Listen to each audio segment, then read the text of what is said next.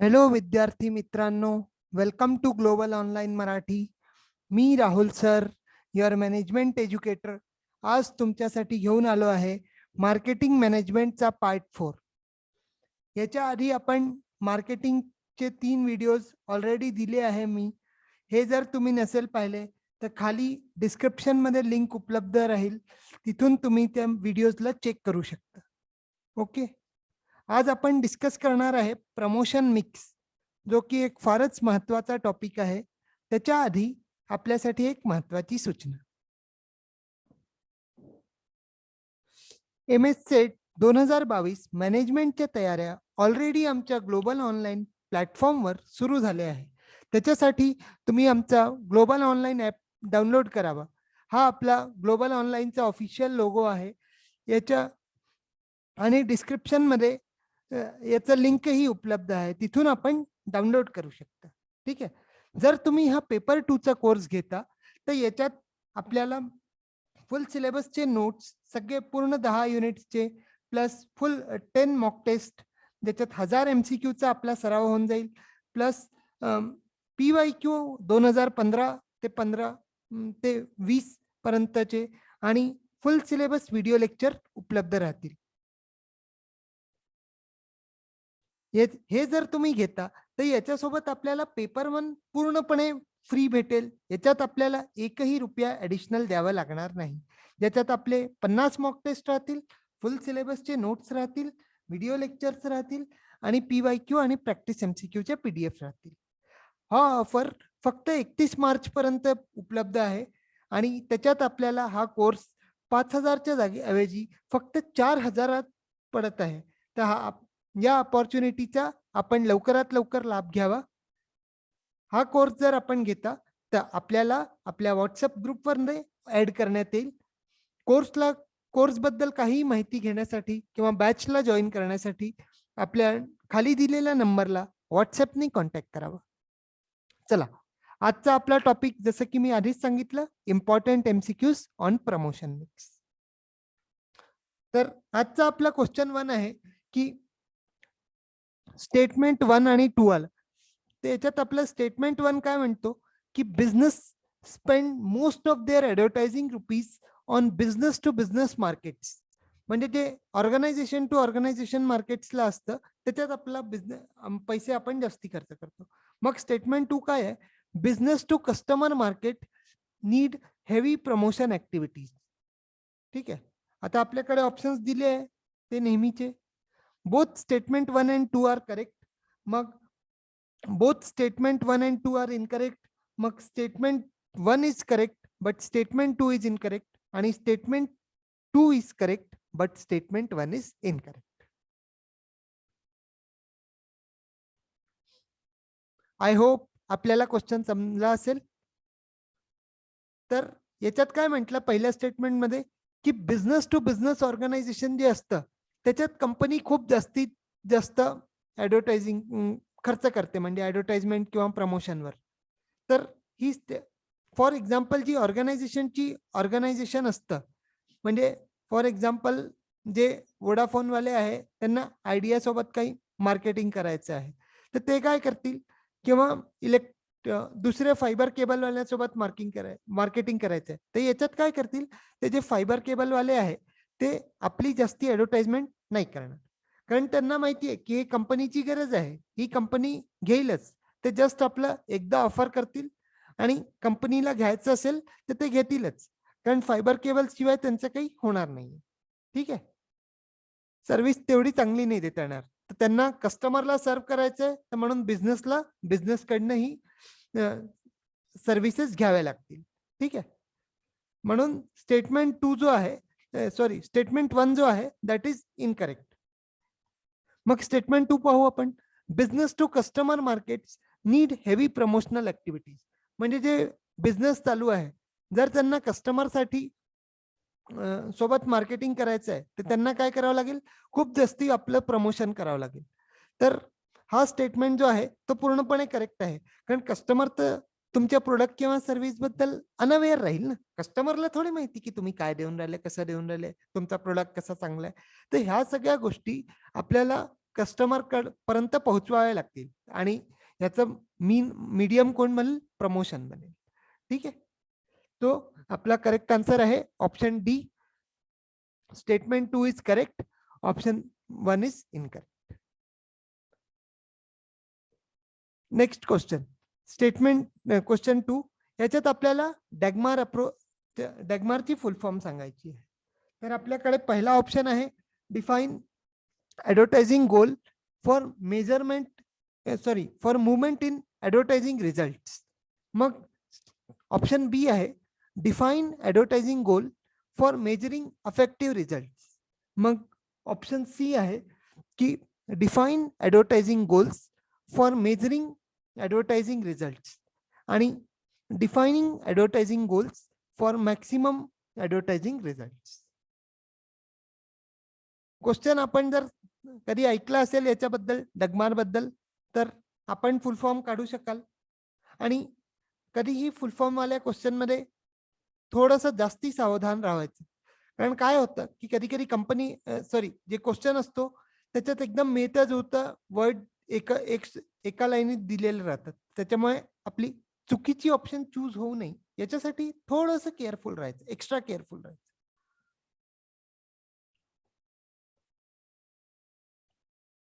चला आपण याचा आता डिस्कस करू हा क्वेश्चन. ते याच्यात म्हटलंय की पहिला, आधी मी तुम्हाला फुल फॉर्म सांगून देतो काय असते. फुल फॉर्म असते जो आपला ऑप्शन सी आहे, डिफाईन ॲडव्हर्टायझिंग गोल्स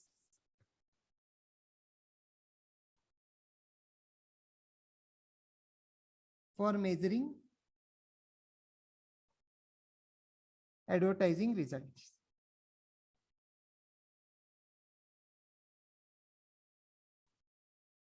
तर याच्या हिशोबाने आपला ऑप्शन सी जो आहे तो रॉंग होऊन जाईल. आता इथे ऑप्शन 1 मध्ये यांनी वर्ड दिला मुवमेंट, तर हे इथेच चुकलं, बाकी तो पूर्ण बरोबर होता. मग ऑप्शन बी बरोबर होता, पण त्यांनी काय केलं की ॲडव्हर्टायझिंगच्या जागी अफेक्टिव्ह देऊन दिलं, म्हणून बी ही रॉंग झाला. मग ऑप्शन सी काय केलं की पूर्णपणे बरोबर आहे, कारण कसं define advertising goal for measuring advertising results. ठीक आहे. आणि आता जर ऑप्शन डी पाहाल आपण, तर ऑप्शन डी मध्ये काय केलं की बाकी सगळं तर बरोबर दिलं, फक्त त्यांनी मेजरिंगच्या जागी मॅक्सिमम देऊन दिलं, तर डी पण आपला इनकरेक्ट झाला. ठीक आहे, तर याचा आपला करेक्ट आन्सर आहे option C, define advertising goal for measuring affective results. आता डगमार काय आहे? डगमार एक ॲडव्हर्टायझिंगचा मॉडेल आहे. ॲडव्हर्टायझिंग करण्याची, मार्केटिंग कम्युनिकेशन करण्यासाठी एक अप्रोच दिली आहे. ही कोणी दिली होती डगमार अप्रोच? रुसेल कोल्हेनी दिली होती 1961 मध्ये. ठीक आहे. Russell Colley developed a model for setting advertising objectives and measuring the results. The term DAGMAR is an acronym. हे पहा, इथे यांनी फुल फॉर्म स्पष्ट दिला आहे की defining advertising goals for measured advertising results. Measured असो किंवा मेजरिंग असो, हे एकच सारखं आहे. तर कधी कधी वर्ड मध्ये किंचित याचा वर्ब किंवा वर्बचा फरक पडू शकतो, पण आपल्याला हे almost define advertising goals for measuring advertising results हे लक्षात ठेवायचं. तर डगमार मध्ये काय होतं की कंपनी काय करते की आपल्या पोटेन्शियल कस्टमरला 4 स्टेजनी घेऊन जाते. जेव्हा तो अनअवेअर असतो आणि अनअवेअर पासून त्याला अवेअर करण्यात येतं. आणि जो कस्टमर असतो, कस्टमरला कशाबद्दल, ब्रँड आणि कंपनीचं जे कंपनीबद्दल अवेअर केलं जातं, कोणचा ब्रँड आहे. मग कॉम्प्रिहेन्शन स्टेज मध्ये काय होतं की कॉम्प्रिहेन्शन स्टेज मध्ये की प्रोडक्ट काय आहे, त्याचे काय बेनिफिट्स आहे. मग कन्व्हिक्शन स्टेज मध्ये काय होतं की he must arrive at the mental disposition, म्हणजे घ्यावा की नाही घ्यावा याच्यात तो येतो आणि ऍक्शन मध्ये तो फायनल परचेस करतो. हा पहा, हा इथे आपल्याला डगमार मॉडेल मधल्या ज्या स्टेप्स आहे या दिल्या आहे यांनी. तर याची फर्स्ट स्टेप आहे अवेअरनेस, म्हणजे इथे कस्टमरला अवेअर करण्यात जाईल. मग कॉम्प्रिहेन्शन मध्ये त्याला पूर्ण डिटेल माहिती दिली जाईल, प्रोडक्ट कसा आहे, कोणत्या ब्रँडचा आहे, काय त्याचे बेनिफिट्स आहे, तर हे काय कशा कशाच्या कामी येऊ शकतो, तर हे आपल्याला. मग कन्व्हिक्शन म्हणजे काय की तो विचार करेल की मला घेतला पाहिजे की नाही घेतला पाहिजे, हे घेतल्याने आपल्याला काय काय उपयोग होऊ शकतो, तर हे कन्व्हिक्शन मध्ये झालं.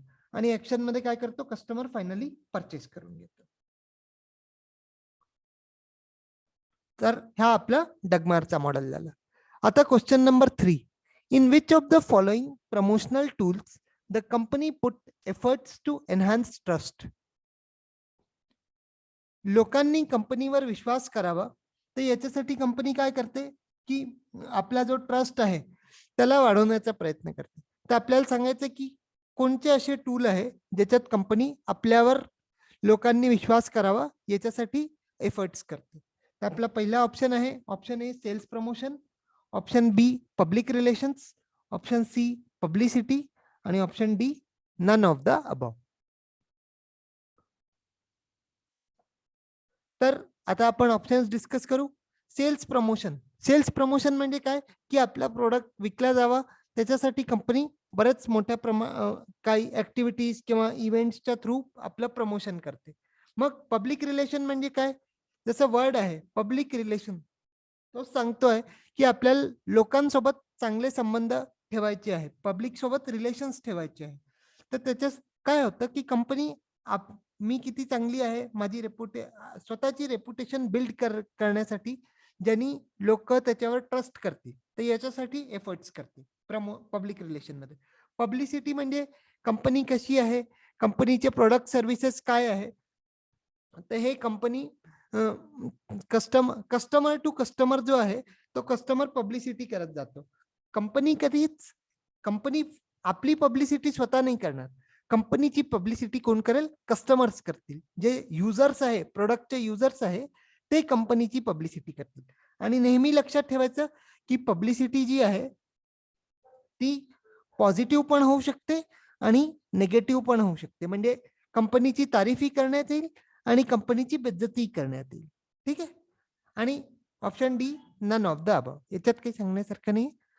तर आता आपण एक इम्पॉर्टंट डिफरन्स डिस्कस करू, कारण डिफरन्स मध्ये आपल्याला स्टेटमेंट वाईज क्वेश्चन विचारलं जातं, म्हणून डिफरन्स ही माहित करणं मिळेल.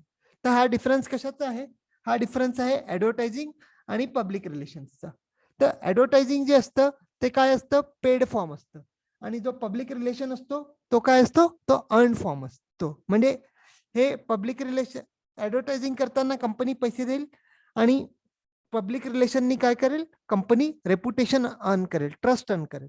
मग बिल्ड्स एक्सपोजर म्हणजे कस्टमरला अवेअर करण्यात येईल ऍडव्हर्टायझिंगच्या माध्यमातून, आणि कस्टमर मध्ये विश्वास डेव्हलप करण्यात येईल पब्लिक रिलेशनच्या माध्यमातून. मग ऑडियन्स इज स्केप्टिकल म्हणजे ऑडियन्स भरपूर राहतील, आणि media gives third party validation. Public relation जेव्हा पण करायचं असेल तेव्हा कंपनी त्याचे जे मेन थर्ड पार्टी आहे ते किती चांगले आहे यांचं अॅक्युरेसी देईल. मग पॉइंट 4 गॅरंटीड प्लेसमेंट म्हणजे ऍडव्हर्टायझिंग म्हणजे काय की कंपनी गॅरंटी देईल की आमचा प्रोडक्ट जर तुम्ही घेता तर तुम्हाला इतका फायदा होईल, असं होईल, तसं होईल, 7 दिन में बाल काले असं जे म्हणतात ना, तर ते ऍडव्हर्टाइज गॅरंटी देईल. आणि याच्यात कसं आहे की पब्लिक रिलेशन मध्ये कुठल्याही प्रकारची गॅरंटी नाही देण्यात आलं, आणि मीडियाच्या माध्यमातून परसुएट करण्यात येईल, म्हणजे आपल्याला मनवण्यात येईल. ठीक आहे. आता पॉइंट 5 जो आहे तो कंपनी इज क्रिएटिव्ह कंट्रोल म्हणजे कंपनी ऍडव्हर्टायझिंग कशी करायची याच्यावर कंट्रोल ठेवेल, आणि मीडिया इथे कोण पब्लिक रिलेशन मध्ये मीडिया कंट्रोल ठेवेल फायनल व्हर्जनवर. मग ऍड्स आर मोस्टली विज्युअल, कंपनीची जे ऍडव्हर्टाइजमेंट्स राहतील ते आपण पाहू शकतो, आणि पब्लिक रिलेशन युजेस लँग्वेज म्हणजे इथे लँग्वेज भाषेच्या माध्यमातून पब्लिक रिलेशन मेंटेन करण्यात येईल. मग ऍडव्हर्टायझिंग जे आहे ते खूप खर्चिक असतं म्हणजे मोस्ट एक्सपेन्सिव्ह, आणि पब्लिक रिलेशन जो आहे तो लेस एक्सपेन्सिव्ह असतो.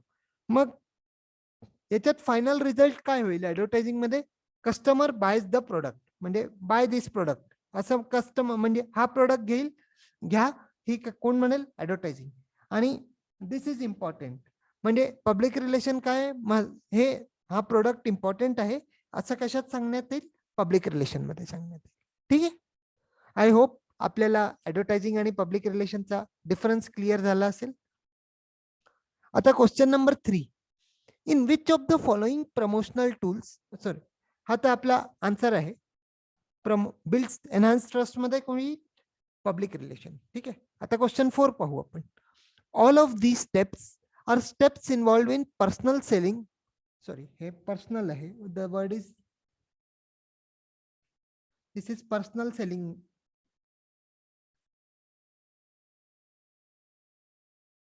पर्सनल सेलिंगचा कोणता स्टेप नाही आहे हे आपल्याला सांगायचं. तर आपला ऑप्शन ए आहे. Option A resolving customer queries, मग क्लोजिंग द सेल, मग प्रोस्पेक्टिंग, आणि दुसरं option D none of the above. Personal selling बद्दल ऐकलंच असेल आपल्याकडे सेल्समन येतो, आपल्याला गुड्स विकतो, तर दिस इज पर्सनल इंटरॅक्शन होतं म्हणजे आपल्यात. तर हे काय आहे की याच्यात कोणती स्टेप नसते हे आपल्याला सांगायचं. त्याच्यासाठी आपल्याला स्टेप्स ऑफ पर्सनल सेलिंग माहित असणं आवश्यक आहे. चला आपण ऑप्शन डिस्कस करू. रिझॉल्विंग कस्टमर क्युरीज म्हणजे हे काय आहे की कस्टमरचे जे ऑब्जेक्शन्स असतील किंवा जे काही त्याला विचारपूस करायचं असेल ते कस्टमर तो सेल्समॅन हँडल करेल, त्याला सॉल्व्ह करेल. क्लोजिंग द सेल म्हणजे माझा प्रोडक्ट आता विकला गेला, मी चाललो आता. मग प्रोस्पेक्टिंग म्हणजे काय, सेल्समॅन ठरवेल की कोणाला टार्गेट करायचंय, कोणा शोधण्याचं काम करेल, म्हणजे दिस इज प्रोस्पेक्टिंग. आणि तर आपली ही सेल्स प्रमोशनची स्टेप्स आहे हे आपल्याला लक्षात ठेवायला पाहिजे, कारण स्टेप्स ह्या अरेंज करण्यासाठी येतात आणि ऑड वन आउट साठी येतात. ठीक आहे. आपली पहिली स्टेप काय आहे की प्रोस्पेक्टिंग अँड क्वालिफाईंग म्हणजे ठरवणं की कोणाला टार्गेट करायचं. मग प्री अप्रोच, कस्टमर जाऊन असंच तर नाही जाणार ना, मॅडम मॅडम आमचा प्रोडक्ट घेऊन घ्या, असं तर नाही करणार. सर आमचा प्रोडक्ट घ्या. त्याच्यासाठी त्याला तयारी करावी लागेल ना. फॉर एक्झाम्पल मला शिकवायचं आहे, तर मी काही पर्सनल सेलिंग तर करत नाहीये, पण उदाहरण म्हणून सांगून राहिलो. मला शिकवायचं आहे तर मला आधी तयारी करणं भाग आहे ना, मगच मी तुम्हाला शिकवू शकेल. तर तसा सेल्समॅन जो आहे तो तयारी करेल. ठीक आहे. मग अप्रोच करेल. इथे काय होईल थर्ड स्टेप मध्ये की कस्टमर ला सेल्समॅन भेटेल. मग त्याच्यानंतर प्रेझेंटेशन अँड डेमॉन्स्ट्रेशन म्हणजे आमचा गुड्स आपल्या गुड्सला प्रेझेंट करेल, आणि त्याचं जर काही इलेक्ट्रॉनिक गुड्स वगैरे असेल तर त्याला हे असं चालतं, असं वापरायचं असतं, हे डेमॉन्स्ट्रेट करून पाठवेल. मग फिफ्थ स्टेप मध्ये काय येतं, फिफ्थ स्टेप मध्ये येतं की हँडलिंग ऑब्जेक्शन्स म्हणजे कस्टमरनी ऑब्जेक्शन घेतलं की हे असं काय आहे, याच्यातनी काय होईल वगैरे, हे असं आम्हाला नको आहे, दुसऱ्या टाईपचं पाहिजे आहे, तर हे हँडलिंग ऑब्जेक्शन्स.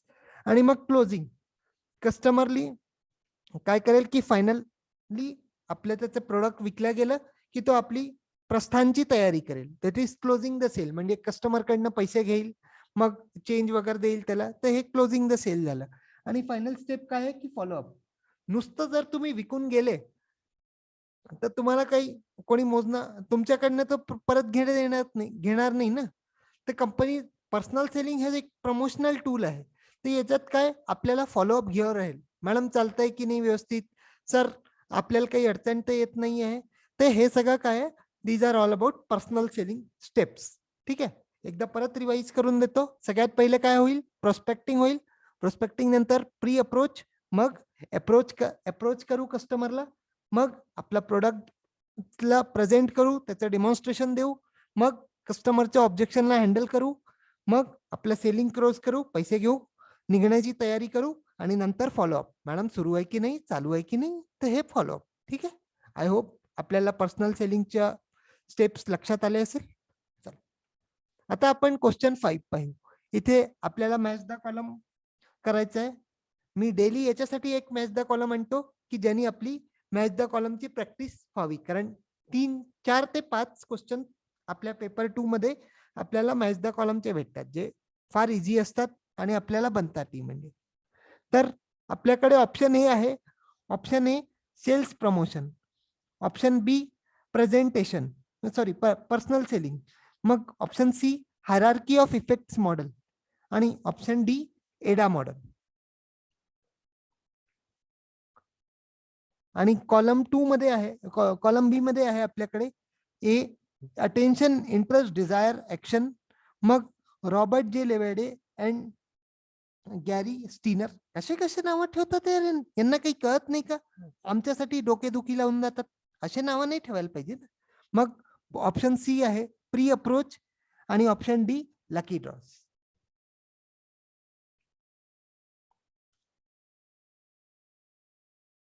चला आता आपण डिस्कस करू क्वेश्चन. तर इथे काय म्हटलंय, आता आपल्याला हे 3 आणि 4 बद्दल तर नॉलेज नसावा किंवा असेल तरी लक्षात नाही येणार. पण आपल्याला एक माहिती आहे, जसं आपण आताच डिस्कस केलं, हा पर्सनल सेलिंग. पर्सनल सेलिंगचं काय होईल, स्टेप दिली आहे ना इथे प्री अप्रोच. तर ही प्री अप्रोच म्हणजे 2चा सी कुठे आहे का? 2चा सी आहे ना इथे ऑप्शन डी मध्ये. तर हे काय झालं, हा आपला करेक्ट आन्सर झाला. ठीक आहे. आता आपण एकदा डिस्कस करू सगळे. सेल्स प्रमोशन कशाची मॅच होईल? सेल्स प्रमोशन मॅच होईल लकी ड्रॉसची, म्हणजे 1चा डी. मग 2 मध्ये काय आहे, पर्सनल सेलिंग. हे तर आपण आधीच केलं, आताच मागच्या क्वेश्चन मध्ये स्टेप्स पाहिल्या, तर याला तर करायला काही अडचण गेली नसेल. आता हे ऑप्शन 3, हा हायरार्की ऑफ इफेक्ट्स, हा ऍडव्हर्टायझिंगचा मॉडेल आहे. तर हा कोणी दिला होता? रॉबर्ट जे लेवाडे अँड गॅरी स्टिनर. ठीक आहे, हे लक्षात ठेवायचं नाव. म्हणजे 3चा बी. आणि 4 जो आहे एडा मॉडेल, त्याच्यात हा फुल फॉर्म दिली आपल्याला advertising attention interest desire action. ठीक आहे, एडा मॉडेल. तर आपला फायनल आन्सर जो होईल तो ऑप्शन डी, DCBA. ओके.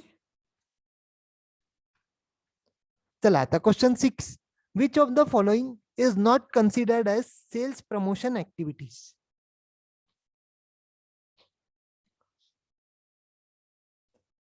आता हे आपल्याला सॉल्व करता आलं पाहिजे, कारण याच्याच आता एक उदाहरण पाहिलं आहे आपण. ठीक आहे.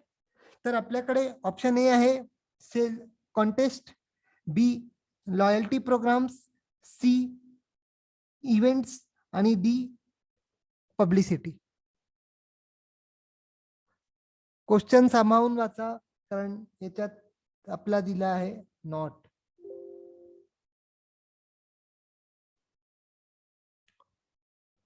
चला आता आपण ऑप्शन्स पाहू. आपल्याला विचारलंय की कोणचं सेल्स प्रमोशनची ऍक्टिव्हिटी नाहीये.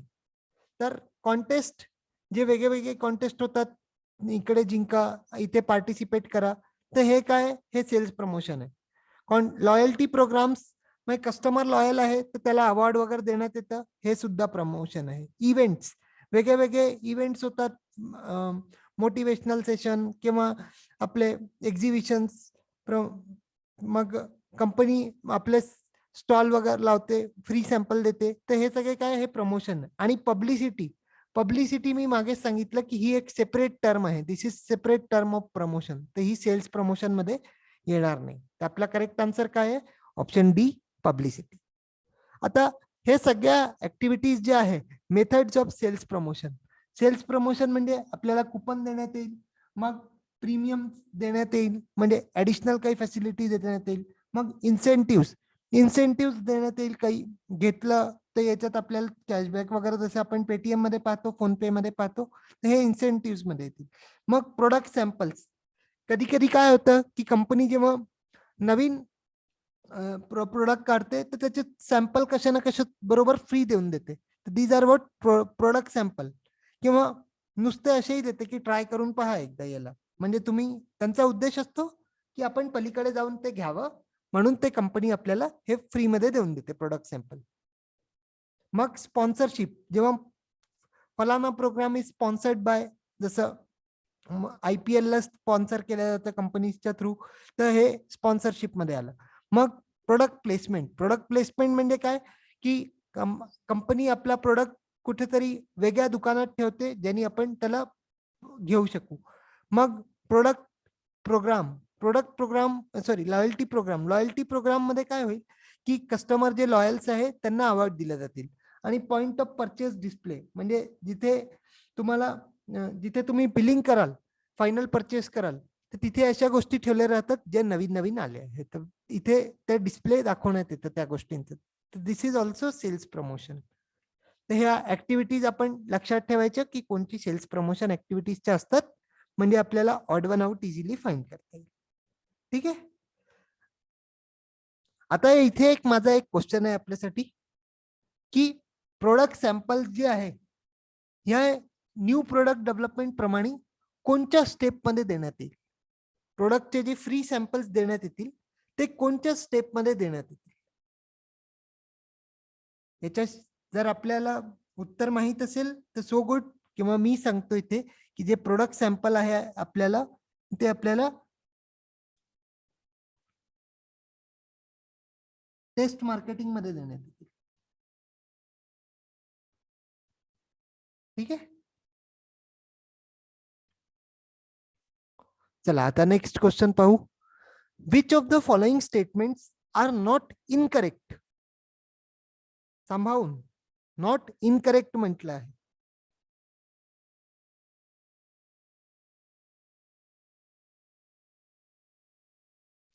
तर आपल्याकडे ऑप्शन ए आहे. Option A, advertising are non paid form of promotional activities. मग ऑप्शन बी आहे की the nature of publicity can both be positive as well as negative. मग ऑप्शन सी आहे the last step involve in the personal selling is resolving the question customer queries. मग option D आहे company never needs initial planning activities for sales promotion activity. म्हणजे आपल्याला मराठीत सांगतो मी, option A नी काय म्हटलंय की ऍडव्हर्टायझिंग जे आहे हे फक्त हे नॉन पेड असतात प्रमोशनल ऍक्टिव्हिटी करता. मग ऑप्शन बी मध्ये काय केलंय की जे पब्लिसिटी असते ती निगेटिव्ह असू शकते आणि पॉझिटिव्ह असू शकते. ऑप्शन सी काय आहे की लास्ट स्टेप पर्सनल सेलिंग मध्ये कस्टमरची क्युरी हँडल करणं असते. आणि ऑप्शन डी काय म्हटलंय की कंपनी ज्याला आहे त्याला काही प्लॅनिंग वगैरे लागत नाही जर तिला सेल्स प्रमोशन करायचं. चला आपण आता ऑप्शन्स डिस्कस करू काय काय म्हटलंय. तर यांनी म्हटलं फर्स्ट ऑप्शन ए जे आहे की advertising is a non paid form of promotional activities.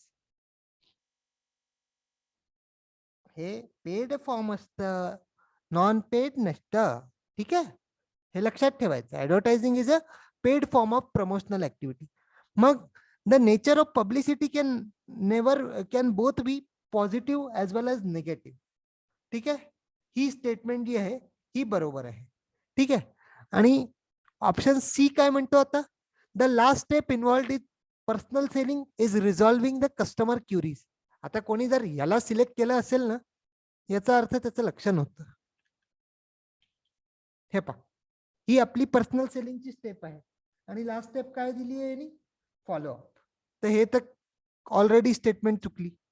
आता हा डिफरन्स आपण पाहिला. याच्यात पहिलाच पॉइंट आपल्याला दिला की it is paid form advertising, म्हणून ती गेली थर्ड वाली.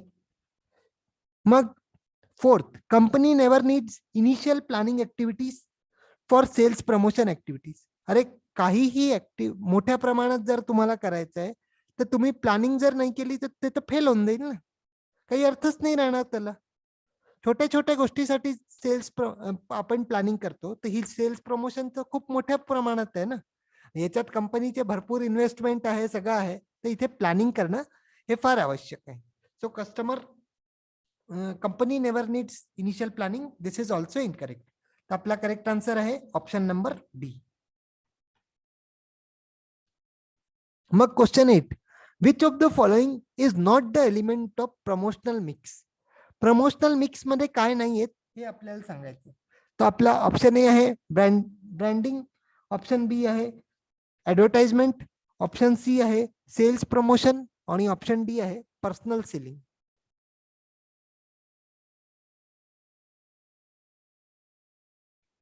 पण ऑप्शन डिस्कस करू. क्वेश्चननी आपल्याला काय विचारलं की कोणता नाहीये प्रमोशन मिक्स मध्ये.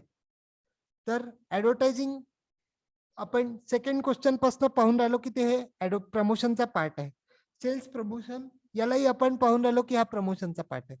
पर्सनल सेलिंग सुद्धा प्रमोशनचा पार्ट आहे. ब्रँडिंग जो आहे option A branding is not part of promotion mix. कारण ब्रँडिंग जी आहे ही सेपरेट फील्ड आहे, सेपरेट टर्म आहे एक, आणि खूप वाईट स्कोप आहे ब्रँडिंगचा. तर ब्रँडिंग जी आहे this is not element of promotional mix. Branding म्हणजे काय की कंपनीची प्रोडक्टला आयडेंटिटी देणं, इट इज ब्रँडिंग. मग question number 9, which of the following statement is not correct. इथेही केअरफुल, नॉट करेक्ट म्हटलं आहे. The pull marketing strategy is for short term, म्हणजे जी पुल मार्केटिंग स्ट्रॅटेजी असते ती शॉर्ट टर्म असते. मग जी the above the line strategy of असते त्याच्यात काय केलं जातं की कस्टमरचा ऑडियन्स इज नॉट टार्गेटेड, म्हणजे ती सगळ्यांसाठी असते, त्याच्यात कस्टमरला टार्गेट केलं जात नाही, ऑडियन्सला टार्गेट नाही, कोणीही पहा. मग ऑप्शन सी काय आहे की publicity is free form of promotion activity. आणि ऑप्शन डी आहे personal selling activity is a direct selling strategy.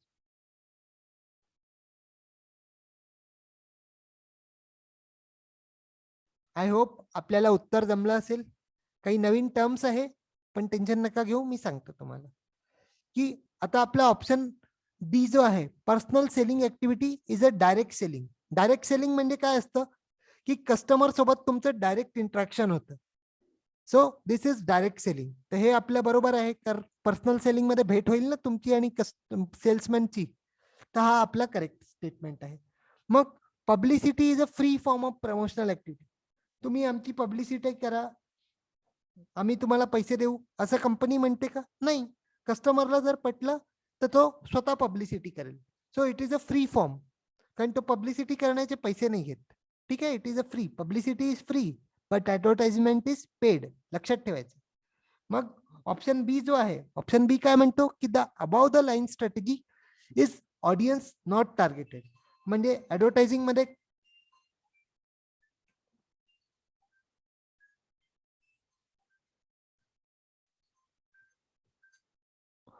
Advertising मध्ये काय अबाव द लाईन स्ट्रॅटेजी मध्ये काय होतं की ऑडियन्सला टार्गेट केलं जात नाही. ठीक आहे, म्हणजे सगळे पहा हे ओपन, म्हणजे बी इज ऑल्सो करेक्ट. आणि the pull marketing strategy is for short term, हे पण करेक्ट आहे.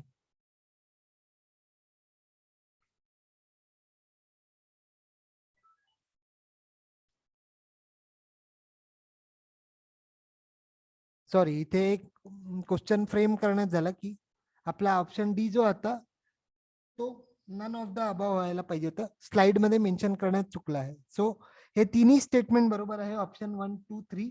So the option D is promote none of the above. ठीक आहे, आपण इथे ऑप्शन ई धरून घेऊ. इथे डी आपण option none of the above ठेवलाय. ठीक आहे,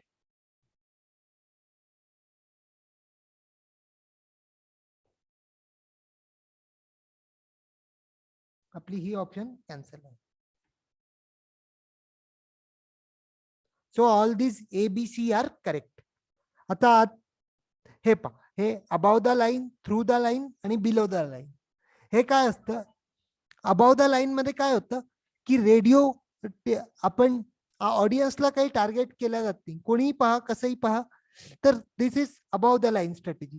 थ्रू द लाईन म्हणजे काय? थ्रू द लाईन आपण मी नंतर सांगतो, आधी आपण बिलो द लाईन पाहून घेऊ. बिलो द लाईन म्हणजे काय की पर्टिक्युलर ऑडियन्सला टार्गेट केल्या जातं इथे, म्हणजे जे पर्सनल लेवलचं असतं. आणि थ्रू द लाईन म्हणजे काय? थ्रू द लाईन म्हणजे हे दोघांचं कॉम्बिनेशन असतं, ATL plus BTL is equal to TTL. हे तुम्ही म्हणाल काय सर एटीएल बीटीएल आम्हाला काही माहित नाही, तर एटीएल म्हणजे अबाव द लाईन, टीटीएल म्हणजे थ्रू द लाईन आणि बीटीएल म्हणजे बिलो द लाईन. ठीक आहे, ही फुल फॉर्म ही लक्षात ठेवायची, एखाद्या वेळेस असाच छोटूसा क्वेश्चन बनतो. ठीक आहे, आता हे एक्झाम्पल्स आहे आपल्याकडे. तर radio, TV, cinema, print media, मग इंटरनेट, डिस्प्ले ऍडव्हर्टायझिंग, हे काय? हे कोणी पण पाहू शकतं. कारण तुम्हाला अभ्यास करायचा असेल तर तुमची आई म्हणते जा अभ्यास कर, टीव्ही नको पाहू, अशा वेळी. पण इतर वेळी तर तुम्ही टीव्ही पाहू शकता ना. So it is for all. Print media, paper सगळेच वाचतात, तर हे पण प्रिंट मीडिया आहे. मग इंटरनेट, हे तर आपलं डेली युजेज आहे, तर हे पण अबाव द लाईन मध्ये येईल. आणि डिस्प्ले ऍडव्हर्टायझिंग, जे ऍडव्हर्टाइजमेंट दिसून राहिले जसे बॅनर्स वगैरे लागलेले राहतात, तर हे पण अबाव द लाईन मध्ये येईल. मग बिलो द लाईन पाहू आपण. बिलो द लाईन मध्ये काय होतं की डायरेक्ट मार्केटिंग, म्हणजे काही पर्टिक्युलर मेलच्या थ्रू ईमेल मार्केटिंग होतं, तर ईमेल तुम्हाला स्वतःला येईल, सगळ्यांना येईल का? नाही. मग कुपन्स, कुपन्स तुम्हाला भेटेल, तुमच्या नावाखाली दुसऱ्याला भेटेल का? नाही. ठीक आहे. मग पब्लिक रिलेशन, इथे तर कंपनी कडनं राहील ना हे, तर हे पण बिलो द लाईन, कारण हे पर्टिक्युलर लेवलवर राहील. आणि CRM, कस्टमर वेगळ्या वेगळ्या कस्टमर, कंपनी वेगळ्या वेगळ्या कस्टमर्स बरोबर आपलं रिलेशन मेंटेन करेल. ठीक आहे. तर हे सॉरी रिलेशनशिप मेंटेन करेल, तर हे CRM म्हणजे कस्टमर रिलेशनशिप मॅनेजमेंट. आता जे थ्रू द लाईन आहे, थ्रू द लाईन म्हणजे दोन्ही आलं. तर web based marketing, web based marketing म्हणजे काय की इंटरनेटच्या थ्रू आपण जे मार्केटिंग करतो आहे ते. मग सोशल मीडिया, सोशल मीडियामध्ये इंडिव्हिज्युअली असतं आणि मासही असतं. मास म्हणजे मीडिया म्हणजे कसं की जे न्यूज चॅनल्स आहे किंवा युट्यूब याचं उदाहरण सगळ्यात चांगलं सोशल मीडियामध्ये, कारण तो पर्सनली पाहतो आणि त्याच्यात काही रिस्ट्रिक्शन नाहीये की तुम्ही पहा किंवा तुम्ही नका पाहू. मग इव्हेंट्स, इव्हेंट्स पण ब्रॉड लेवलवर होतात आणि इव्हेंट्समध्ये सगळ्यांना हे असते, परवानगी असते येण्याची, तर दिस आर ऑल्सो TTL. पर्टिक्युलर लग्नाचं इव्हेंट असलं तर त्याच्यात ज्याला कडे कार्ड आहे तोच येऊ शकतो, पण हे कंपनीचे इव्हेंट्स आहे, हे आपलं पर्सनल लग्नवाला इव्हेंट नाहीये. ठीक आहे. चला, आता आजचा last question, which of the following excluded in the 5 M's of advertising. Advertising मध्ये 5 M येतात, तर कोणता नाहीये त्याच्यापैकी हे आपल्याला सांगायचं आहे. तर ऑप्शन ए आहे मिशन, ऑप्शन बी मेसेज, ऑप्शन सी मीडिया आणि ऑप्शन डी मॉनिटर. तर आपण ऑप्शन ए ऑप्शन डिस्कस करू. तर याच्यात आपला ऑप्शन ए जो आहे मिशन, तो बरोबर आहे, कारण ऍडव्हर्टायझिंग करायला तुम्हाला एक मिशन असणं फार महत्वाचं आहे. मग ऑप्शन बी मेसेज, हाही बरोबर आहे, कारण तुम्ही मेसेज देऊन राहिले ना ऍडव्हर्टायझिंग करून, तर हे पण बरोबर आहे. मग option C media, media is also correct, कारण मीडियाच्या माध्यमातूनच तुम्ही ऍडव्हर्टायझिंग कराल, so media is also correct.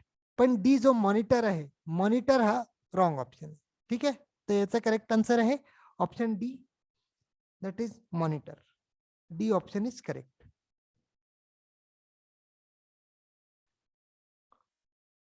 आता हे 5 M's आहे, मिशन, मनी, मेसेज, मीडिया आणि measurement.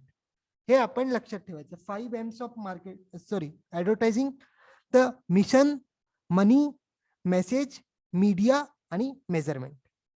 These are the 5 M's of advertising. हा एक क्वेश्चन आपल्यासाठी होमवर्क आहे की the final step in advertising process is. तर फायनल स्टेप ऍडव्हर्टायझिंग मध्ये काय असते की चेकिंग द इफेक्टिव्हनेस. ऑप्शन आहे A checking the effectiveness, B develop strategy, C setting objective आणि D none of the above. तर याचा आन्सर आपल्याला कमेंट सेक्शन मध्ये द्यायचंय. तर व्हिडिओ आवडला असेल तर व्हिडिओला लाईक करायला विसरू नका आणि चॅनलवर नवीन आहात तर चॅनलला सबस्क्राईब करायला विसरू नका. ठीक आहे. चला, याच्यासोबतच आपण आजचं सेशन एंड करू. Thank you, bye.